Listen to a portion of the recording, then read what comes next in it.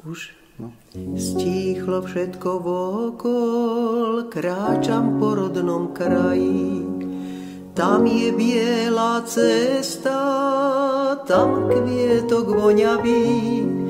Oj, odlietlo detstvo preč, kde je môj drahý dávny snivý svet. Mladosť, mladosť, ja nepustím ju z dlaní. Otec a mať drahý čakajú na priedomí. V tvári úsmev, v oku im slza tížko zvoní. Oj, odlietlo detstvo preč, kde je môj drahý dávny snivý svet. Mladosť, mladosť, ja nepustím ju z dlaní. Som šťastný, že môžem byť s vami. A som šťastný, že ste účastní môjho šťastia. Na prvom mieste by som chcel poďakovať mojim rodičom. Iste ma sprevádzali celým mojím životom a myslím si, mama i otec, že váš syn je biskup, je aj Božím znakom pre vás. I moja sestra Gabika, môj brat Jozef so svojou krásnou rodinou. Keď som povedal na začiatku mojej kňazskej púte, že sme vždy boli blízko a blízko sme i naďalej, takže viem, že budete myslieť na svojho brata tu v Trnave, kdekoľvek by sme ďalej žili naše životy. A samozrejme si chcem pripomenúť i mojich starých rodičov, ktorí boli skutočne pre mňa starými rodičmi v celom tom rozmere svojho života. Dnes sa už pozerajú na nás z Božieho kráľovstva. A všetkých vás tiež, mojich príbuzných, nebudem vás menovať, spolu sme kráčali životom, kráčame životom, ako sa hovorí, v tom dobrom i zlom, šťastí a nešťastí. A ja vám ďakujem, že ste tu dnešný deň so mnou.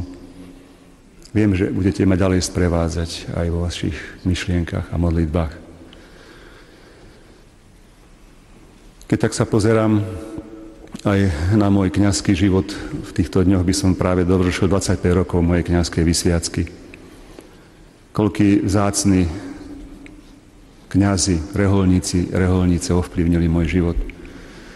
A tam by som na prvom mieste chcel spomenúť pátra Jozefa Bednárika.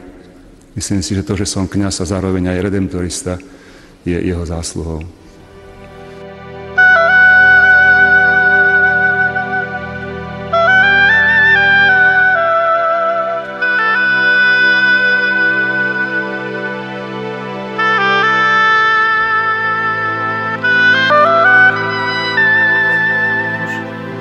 Stíchlo všetko vokol, kráčam po rodnom kraji.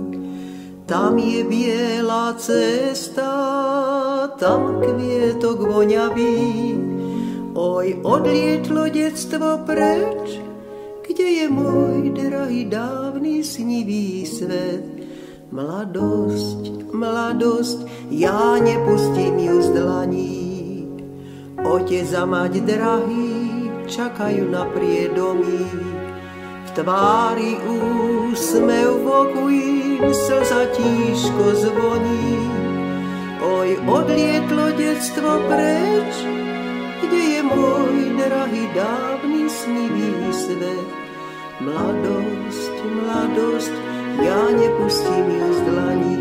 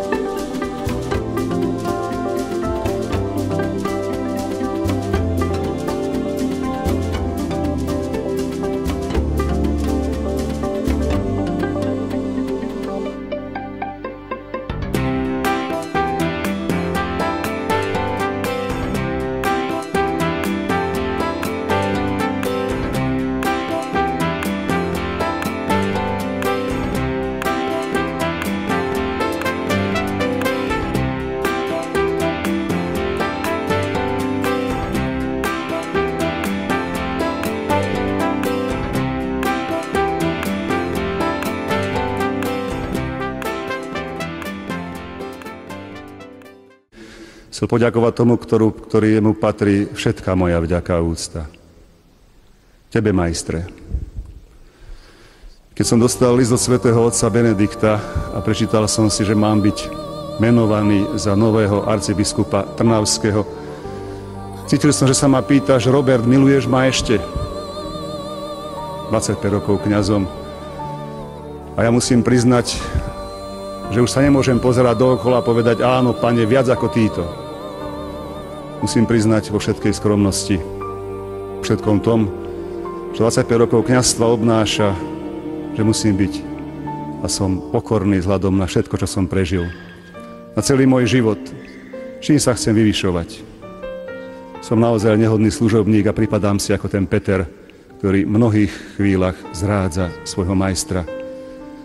Ak si, Pane, na mňa zhliadol a ponúkaš mi byť tak blízko vedľa Teba a vieš, kde som, pretože Ty poznáš všetky moje cesty, poznáš všetky moje skutky, moje tajné myšlienky, tak ťa prosím, keď zhasnú všetky tieto svetla a ľudia odídu domov a ja ostanem sám. Sám s Tebou. Pomáhaj mi.